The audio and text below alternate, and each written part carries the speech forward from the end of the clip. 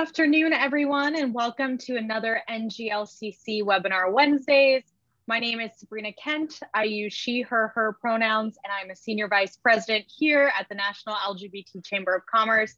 We are so excited to have you all with us for an incredible program today with Susan Bork of Borkworks, a certified LGBTBE with NGLCC. The topic today is 3 keys to negotiating success in challenging times. So I look forward to learning today from Susan, who has years of experience at CBS and National Geographic. She provided extensive opportunities to hone the negotiation techniques that she's been using to teach business professionals over 30 years. And with a background in legal and financial administration, Susan understands the needs of entrepreneurs, C-suite level executives, and their employees. So Susan, we're so glad to have you here today, and take it away. All right, let me share my screen and we can get started. Well, I'm very glad to be here with everybody. Thank you for having me. We're going to be talking about negotiation today. And the first part of that is to talk about what are our learning objectives? What are we going to be doing? And what I want to do is 3 things. By the end of today, by the end of the next hour, you'll be able to recognize opportunities to negotiate. You will know what a successful negotiation mindset looks like. And I hope you'll adopt it. And you'll also understand what's involved in implementing a strategy so that you can move from being an intuitive negotiator to being a strategic negotiator. And that alone will increase your effectiveness by a huge percentage. So as we're looking at, the first thing that I want to focus on is opportunities to negotiate. And what I'd like you to do is put in the chat when you think an opportunity to negotiate arises.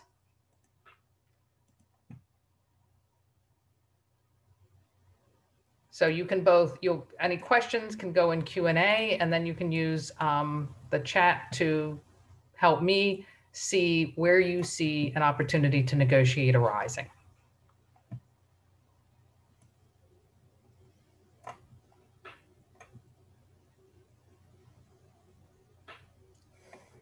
Okay, we've got people who negotiate with their dogs about when the dog gets her next treat.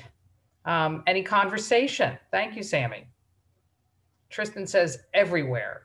In your proposal, in the client intake process, on your website. You're absolutely right. You all have got the sense of this. And in fact, from Rich, who says any transaction or conversation, I would say that really what it boils down to is that, first of all, you've identified the fact that opportunities abound. There are a lot of opportunities to negotiate. The second thing is that I would say that an opportunity to negotiate stems from a request. So if you're making a request of somebody or somebody is making a request of you, that triggers an opportunity to negotiate. Now, obviously, we don't take all those opportunities. The only people who do are generally very young children and teenagers. They always take every opportunity when a request is made of them to negotiate. However, for us, we so often find ourselves under time pressure. And that time pressure causes us to tend to respond in a very binary way. A request comes to us and we tend to feel that we have to A, respond immediately, and B, sort of completely. And as a result, we tend, if a request comes, to say yes or no. That's that binary response I'm talking about. In fact, what you want to do is pause, take a breath, and before you answer yes or no, think of a question that you can ask that's going to get you helpful information. I mean, if it's a client saying they need a project, can you work on it, right? One question is, when is it due? What is this project about? Can you tell me more? And if they're telling you it's a rush, then what do they mean by a rush? What is their due date? Does it all have to be delivered at that time? Is there a part that has to be ready by a certain point, but then there's a later due date for another part of the project? These are all things that give you the information you need to be able to negotiate the situation or answer, if it's going to be a yes or a no, in a more informed way. I mean, we know the power of a positive no is something that is very important when we're in business for ourselves. We need to know what are opportunities that really fall outside the scope, or who are clients who really aren't our perfect client. And if we're going to say no, we want to make sure we do that based on information, good information that we've gotten, and also figure out a way to make it positive. We may end up referring them to somebody else in our network, somebody else in NGLCC, ideally, who is better, maybe more able to serve them effectively. So those requests, responding, the way we respond to a request really enables us to identify and take advantage of opportunities to negotiate, rather than just missing them because we're in such a rush. The second thing is I'm gonna put up a poll, and I want everybody to respond. The question for the poll is, what is the best approach to take when negotiating? See, 4 choices. Let's see in the next couple minutes how many people can weigh in on that.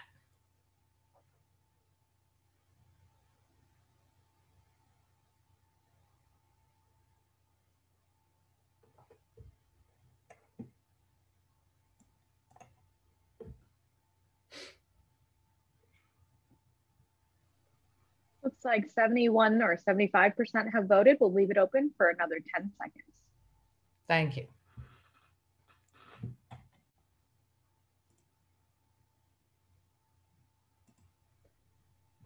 Okay, sharing results. Thank you. Well, I got to tell you, this group is great. Usually what I end up with is it's either 50-50 between everyone's equally happy and the most efficient disposition of resources, or slightly weighed more towards everybody being equally happy. So I'm really pleased to see the level of sophistication, because I'm with you. This isn't about being happy. If you have an effective disposition of resources, then everybody's gotten the most value they can out of the negotiation. And they'll be happy or they won't, but what they will walk away with is knowing that they've gotten the value. And if there's an agreement, that it was the value they need. So thank you for that. That's terrific. And that probably means that as I begin to move us forward to talk about what is a successful negotiation mindset, this is going to look familiar to a lot of you. I really feel that when you're negotiating, what you're doing is working with your counterparty to problem solve. All right, there's a problem that you've got, and the purpose of the negotiation is to solve a problem. And if you're working together to solve a problem, then you're more likely to be engaged in some kind of constructive collaboration. And that's the goal. When you've got constructive collaboration, that mindset of we're working together to solve a problem, you're going to maximize the value for each party in the negotiation. I'm not a Pollyanna. I know there are people out there who are very competitive negotiators. They're only happy if they really feel like they have gotten everything they can out of you. And that can be managed. All right. Sometimes it comes from their own insecurity. So once they feel more comfortable with you and in the negotiation, and they see how the behavior you're modeling, they'll follow it. Sometimes not. And those are people you're going to need to manage. And you're going to need to understand as you're preparing for the negotiation that, they're not going to be happy unless they feel they've gotten everything out of you. That doesn't mean they have to get everything out of you. All right. They just have to think they have. And you can prepare for that kind of a negotiation as well. Excuse me. And so as we look at then what does a strategic negotiation process look like, that's where we're going to be going today. Because when you move from being an intuitive and reactive negotiator to being a strategic and intentional negotiator, you're going to become a more effective negotiator. And I look at negotiations as having 2 basic phases. The first phase is to prepare. And preparation is what you do by yourself on your own. You have complete control over your preparation. The second phase is when you engage with your counterparty. All right. And you have less control over that, obviously, because now another person's involved and you don't have control over other people. So you need to understand what's going on in that engagement as well. And many negotiations, some are one and done, right? But often those even break down into cycles. So there's sort of a prepare, engage, and it goes back and forth. So sometimes that happens sort of within the process of talking to someone, because they give you information and then you think about it. You're going to prepare what goes on in your head. But also there will be larger negotiations with clients or vendors where you'll do some work ahead. You'll have a conversation, a dialogue, a Zoom call, or an email exchange, and then you'll do more preparation before you engage again. So that's that cycle that builds a negotiation. Within that cycle, what goes on is what you're seeing in the 4 circles. So the first is research. How you research is part of your preparation. That's a big overarching. I have a lot of things that go into research. We're just going to talk about a couple of them today. The second thing is rehearsing. So the second R in being, having success, a strategic negotiator, is rehearsing. The third now moves into when you're actually engaging with your counterparty, and that's relating. So that is that interaction you have and how that plays out. But it plays out based on the research you've done, the rehearsing you've done.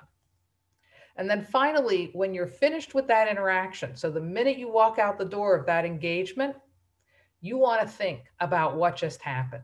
You want to take time to reflect. It's an essential part of being a strategic negotiator. And whether it's the minute you hit the leave button on the Zoom call, you start making 5 minutes worth of notes. The minute you walk out of the room, if it's in person and you're at the elevator bay waiting to go down, then you're making notes. The minute you hang up the telephone from a conference call, you sit and you make some notes. And that's before you check your email. It's before you check your voicemail, any of those things. You need to reflect on what just happened. And then indeed, after every negotiation, it makes a difference if you look back on what happened during that whole negotiation to identify where you were effective, where you were less effective, what you think you could have done differently. So all those things become part of your negotiation learning process and part of becoming a strategic negotiator. I want to focus, because we have limited time, on 3 things you can do as you're doing your preparation, as you're doing your research. And those 3 things are interests, options, and standards.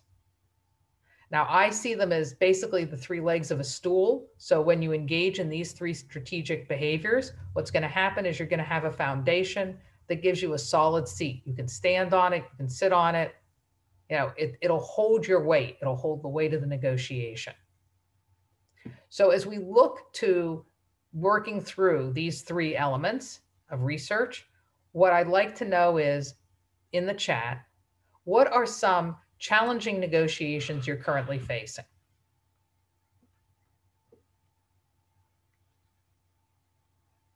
Obviously, things you're willing to share. Don't go into details or, breach of confidentiality of any kind.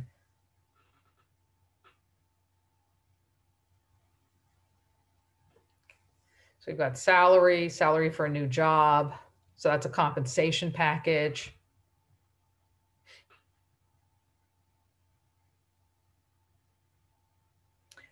Feeling pressure from clients to offer more for less money.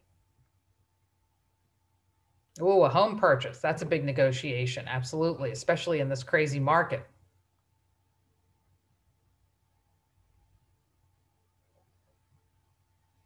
And a complicated event hosting that's going to involve different stakeholders.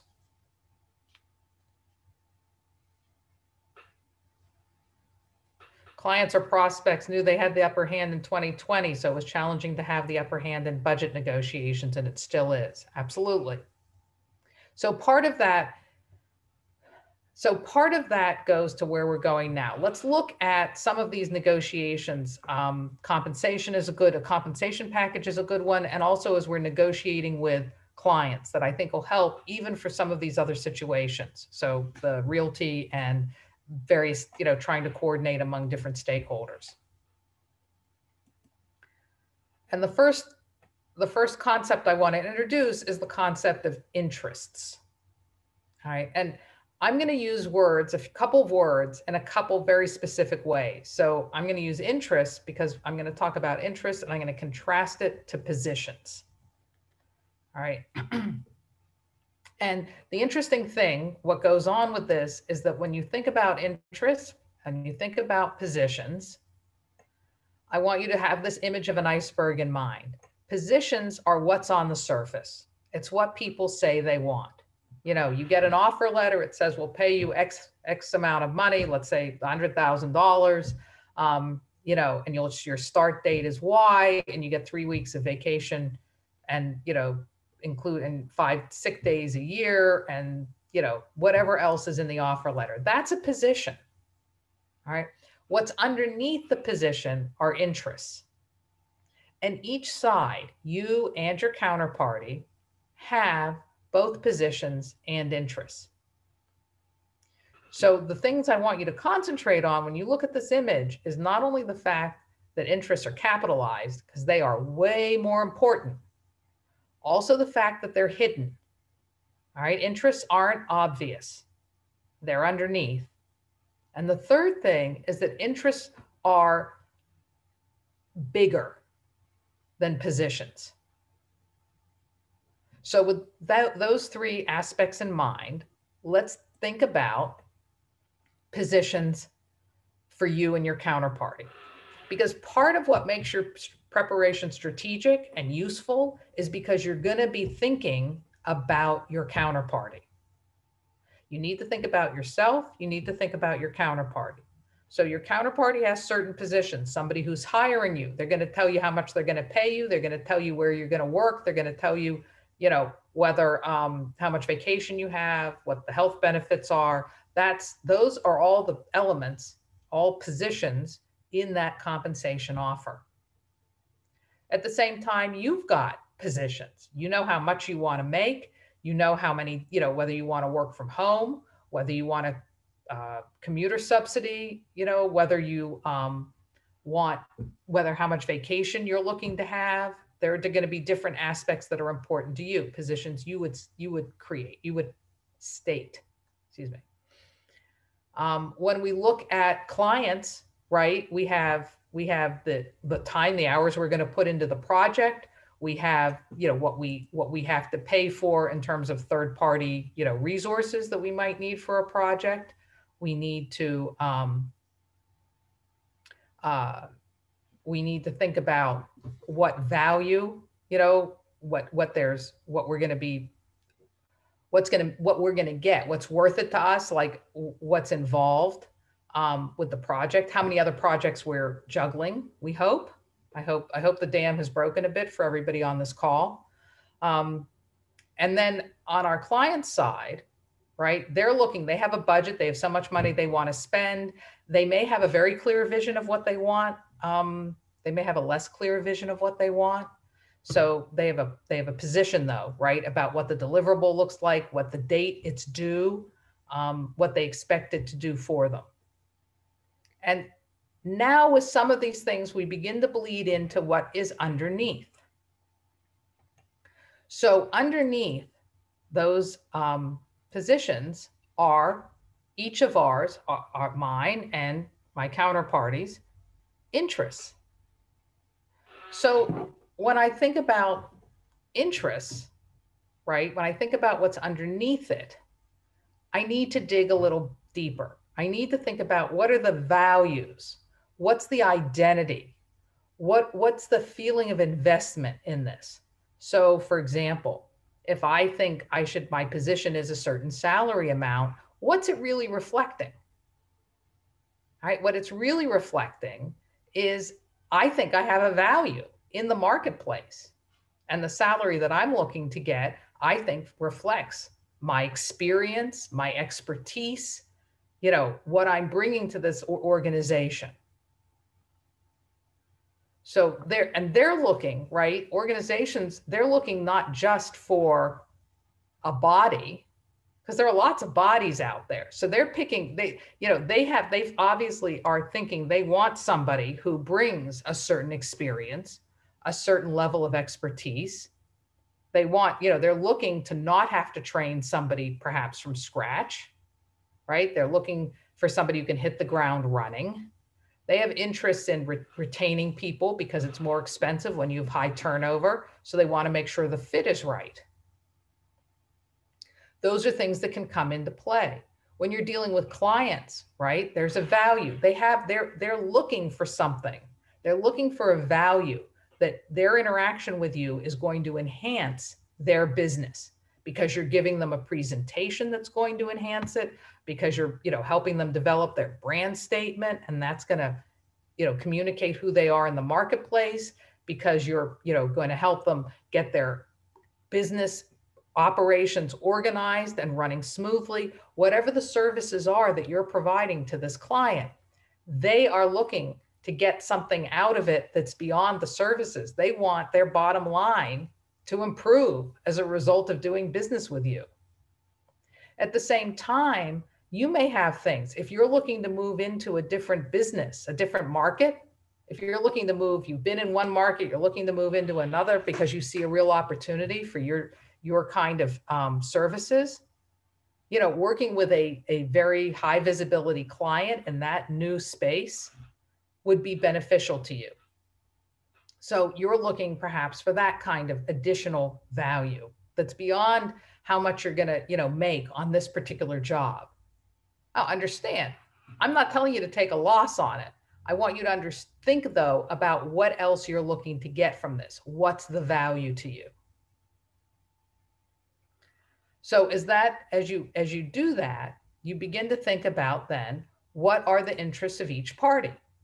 And you look at each party's interests, and initially what you're going to see is that there are interests that I have, there are interests that my counterparty has. All right.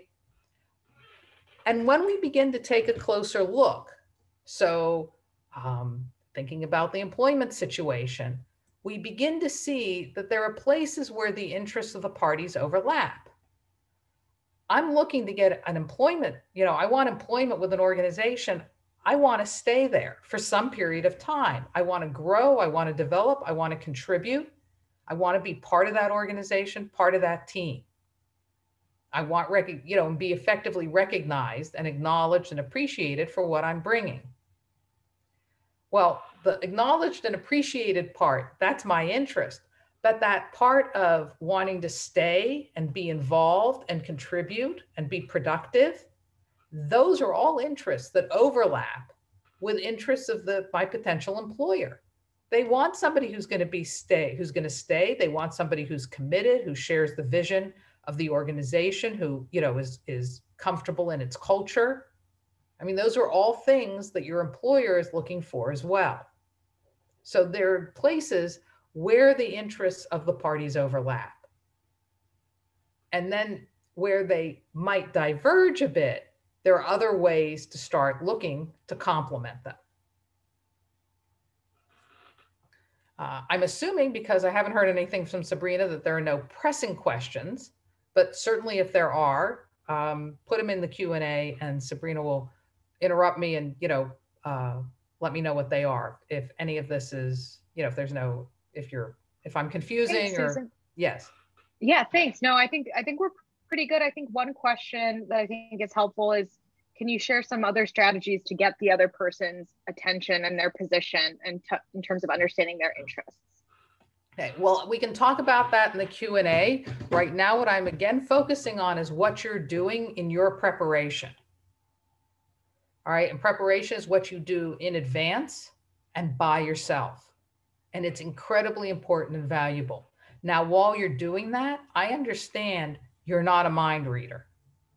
I also know, and I could tell from the answers you were giving me at the very beginning of this presentation, you're very sophisticated and you're smart about who you're dealing with. And you can come up with some ideas about what your counterparty's interests are. You're perfectly able to do that. And what I want to urge you as you're doing that is to think about them as hypotheses. I want you to avoid making assumptions. So an assumption is, my client's position is they don't want to pay, my day rate and they're cheap. They're cheap is an assumption. All right. A hypothesis is they may have had a rough year last year, like I did, and they're feeling a certain financial pressure. On the other hand, I may be like, gee, I thought they had a pretty good year last year, even though it was a tough and challenging year. So I'm not sure why they're putting such financial pressure on me. If I can't think of what that interest is, then I am going to need to think and try and get a little more information about that. All right. So it's not accepting their position as fixed, and it's not reading too much into it, but thinking about what the possibilities are.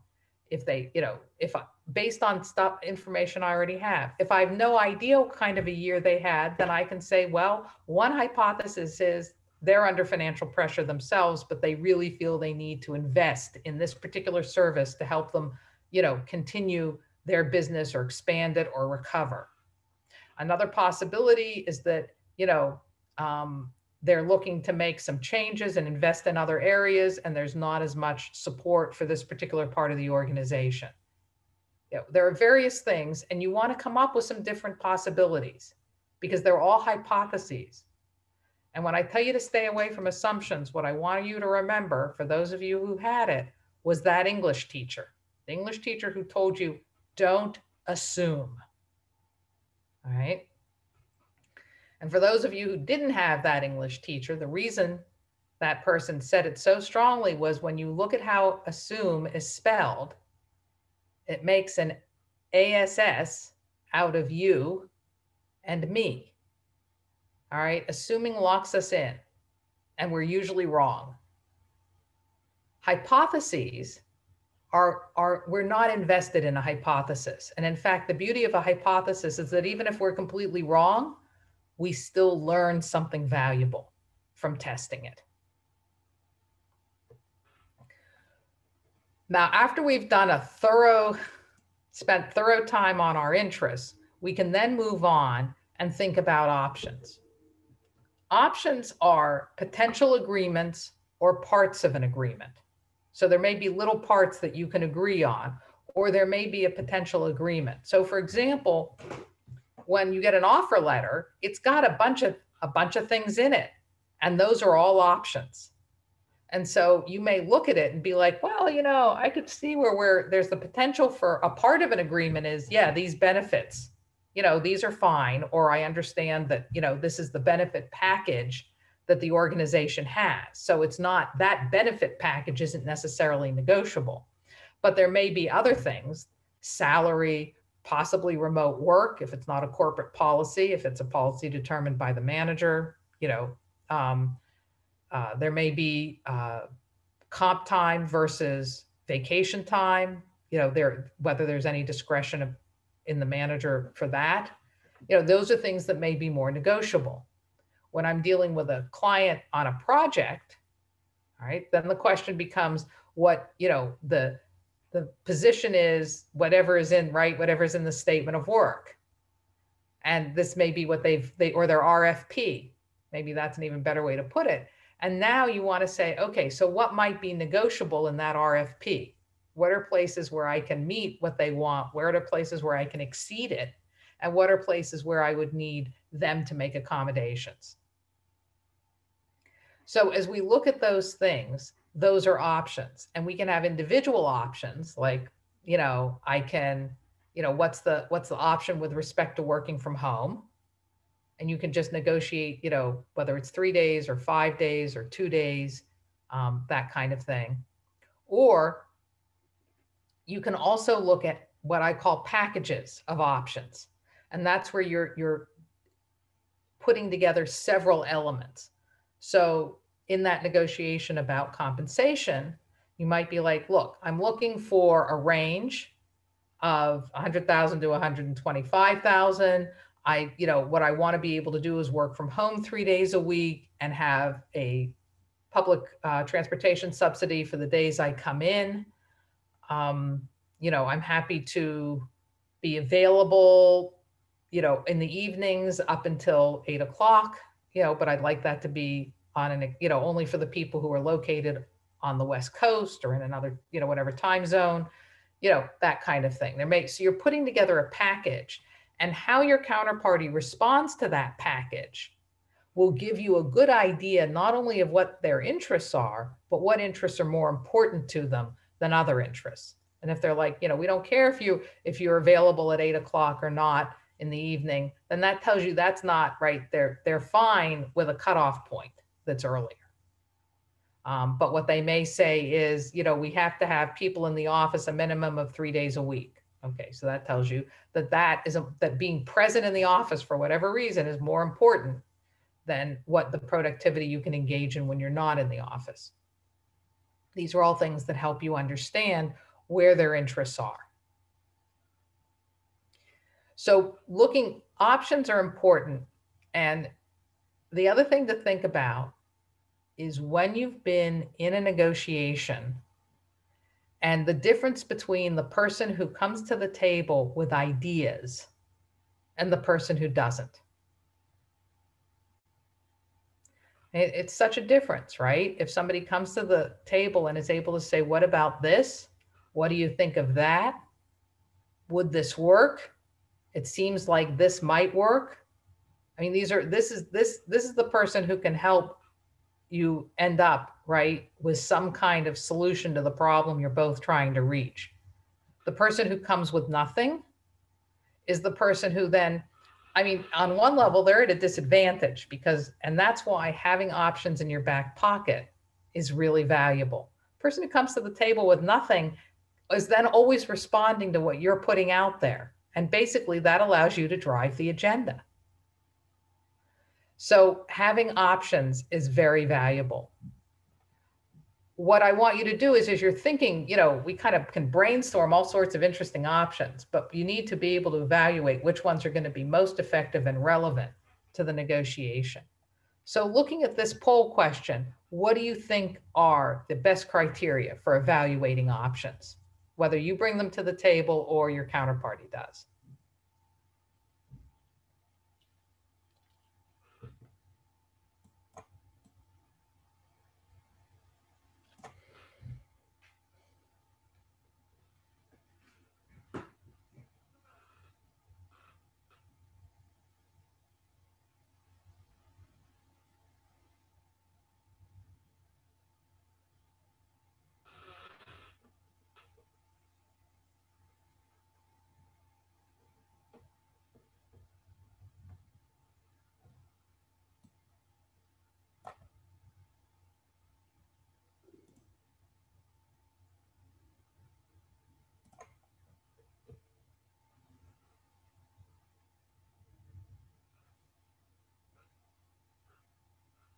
How are we doing with responses? We are just about there. I'm going to close out the poll in 5, 4, 3, 2, 1. So this is interesting, and where I get this a lot. Many people come and say the best way to evaluate options is mutually agreed criteria. And I would say that is certainly a perfectly reasonable way of evaluating options. The challenge is that you have to negotiate those criteria. What you already have is the party's interests. And again, during preparation, you're hypothesizing about your counterparty's interests, but it gives you some way of thinking about what options might appeal to them as well as appeal to you. You do know, you've done the work to know your own interests. So, and that's an important piece of work to do, because understand your interests, going back to that a minute, are as hidden from you as they are from your counterparty. The difference is you can figure them out. You definitely can figure out your own interests, and you can begin to discover and think about what your counterparties are. So using interests to evaluate the relevance and attractiveness of options is going to be your most efficient tool. After we've talked about interests and options, the next thing to talk about is standards. And standards come into play. There's a great phrase where standards, but before I get to that, sorry, let me talk about what a standard is. A standard is an objective criteria for distinguishing, perhaps weighing one option to be more favorable than another. Because sometimes there are going to be things that you just can't find that perfect option that, dovetails. There are many of them that will, and that's wonderful, but also there will be times when, you're not going to be able to do that.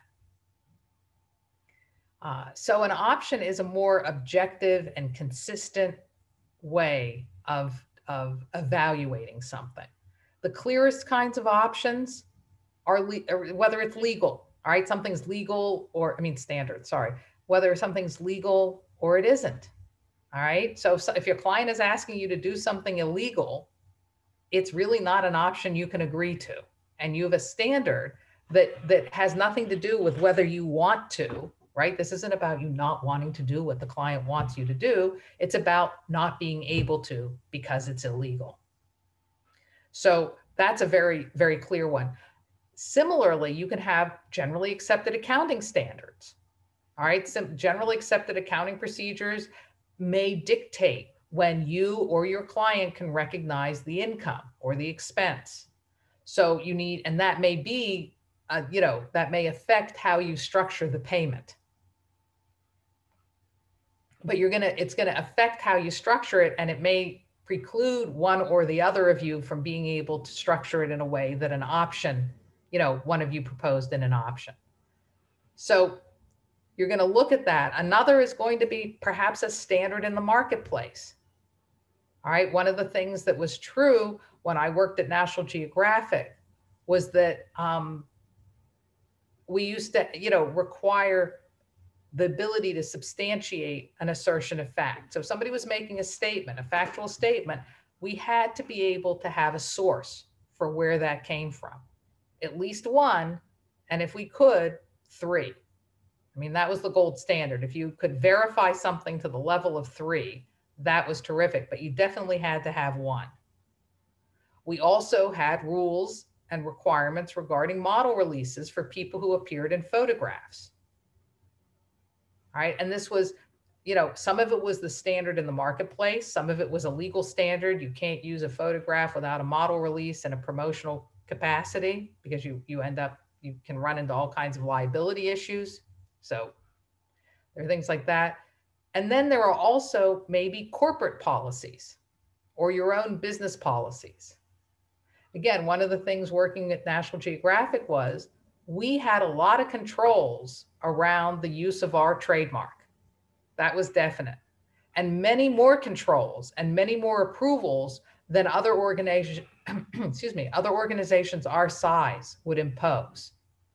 And distributors and licensees who dealt with us were always, often were very frustrated because we had a high level of control for a pretty small organization. And we simply explained that, in fact, we understood that, but our standard was this, and it was a standard that we applied to all of our license agreements. And when they did their research, they found out that was true. So the key thing to a standard is the consistency of application. It can help. It can be a sword to persuade and a shield to defend. And one of the places standards can become helpful is in helping you provide your counterparty with sort of the ammunition they need to convince their organization.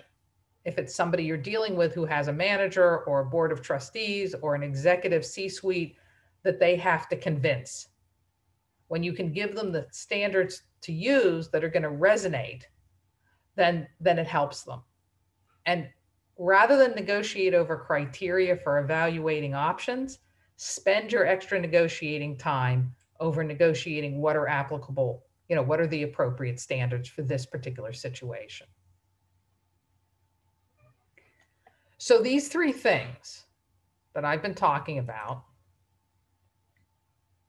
standards, Interests, options, and standards form those three foundational legs for a stool that starts you down the road. You can sit on it and you start you down the road to being a strategic negotiator.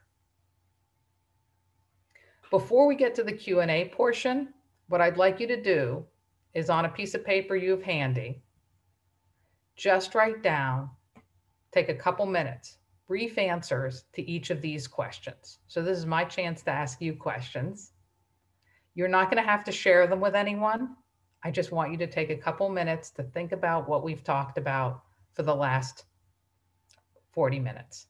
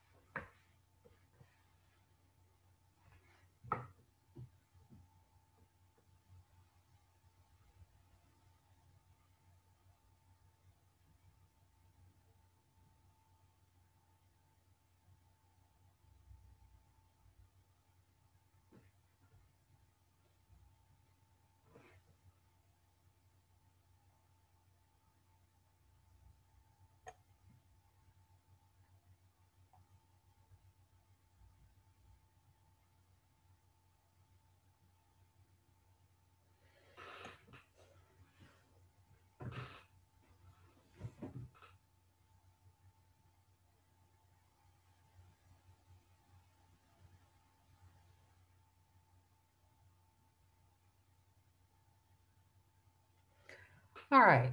Now, I've given you the tools for the stool. What I want you to know is that, in fact, we're not done with research. We're done for today. But when I have the time to really come to an organization and explain and help them learn effective negotiating, we actually spend even more time on research. And the two things that we add that converts that three-legged stool to a chair, which is more stable and more comfortable, is the idea of where people play into the whole idea of a negotiation, how you integrate people, because you end up funny about that. You can't negotiate without them. And also what you're going to do, really understand what you're going to do if there's no agreement. So those two components are also essential elements of effectively preparing for a negotiation. Now, one of the things that I wanted to make sure I could do was provide you with an opportunity to ask some questions. So we're going to open up the Q&A, and I'm giving you some information about how you can reach me directly if you want to do that. Let's see what the Q&A, what comes up in Q&A. Thanks so much for that, Susan. If you could also drop that contact information into the chat so folks can easily copy it, that would be great. I think the first question that we have is, what are strategies, again, what we talked about before, what are strategies to get the other person's position in terms of their interests? Okay. Wanted to get that in. All right, so first of all, you actually need to project a genuine interest in finding out what your counterparty's interests are. Right? So you have to have thought about it and want it. Then when you ask questions, you want them to be open-ended. All right? Asking yes/no questions is going to take you in a lot of ways is going to take you a lot longer to get any useful information. So when somebody states a position, right, you want to think about how can you ask a question that gets to what are the interests that underlie that. Now, the obvious question you would be asking is why? All right, so why are you only paying me? Why are you only offering X? Or why won't you pay my day rate? Right? That's what we want to ask. That's the first thing that comes to mind. And how does it make you feel when I say to you, why won't you pay my day rate? Okay, there's almost no nice way to ask that. And the difficulty is that it makes somebody feel very defensive. Those why questions, they take us back to our childhood, right? Why did you do that? And none of it has a good association. So the questions that are going to help us excavate and get underneath and find out what people's interests are the how questions and the what questions. So Thanks for that. Oh. I'm sorry. Oh, no, keep going. Sorry. Yeah. So how questions and what questions open things up. And you can, and you can still say, you know, well, what about that works for you? Or what about what I'm saying fails to work for you? You know, how would you, or how do you see this working for me? You know, help me understand where charging you half of my day rate is going to allow me to provide the best service to you and get the best resources on your project. So those are some things that get you, you know, those how and what questions. And again, in preparing, start preparing open-ended how and what questions that'll allow you, that you can just, you don't even, you have them written down, you don't even have to think about them, right? They don't have to be context specific. They can be much more general, you know. So how is this a problem for you? Or how does this, you know, further your business objectives? These are general questions that you can ask people to get that kind of information. What else is showing up? Yeah, thanks, Susan. So another question here is, you know, negotiation takes confidence. So what are your top 2 tips for building confidence in this space? And then after Jonathan, I'm going to check to see if any questions have come in through Facebook Live. So why don't you take that question, Susan? So actually, I would respectfully disagree that negotiating takes confidence. I think what negotiating takes is preparation. If you prepare, if you invest in the effort of preparing, and you prepare in a logical and a thorough manner, then I think that you will feel much less anxious going into your negotiations. I don't know, I really don't know anyone who doesn't feel anxiety. When, you know, there's some people who are able to reframe their anxiety as excitement, and that's more power to them. But there is that feeling going into a negotiation. The difference is that when you've written things down and you have them prepared, then what I have the bandwidth, because it's all written down, I don't have to think about it or remember it. That gives me the mental bandwidth to focus on my counterparty, really listen for what they don't even know they're saying. Listen for what they're not saying, right? Those are the things that are going to give me the clues I need to create a deal that's going to work for both of us.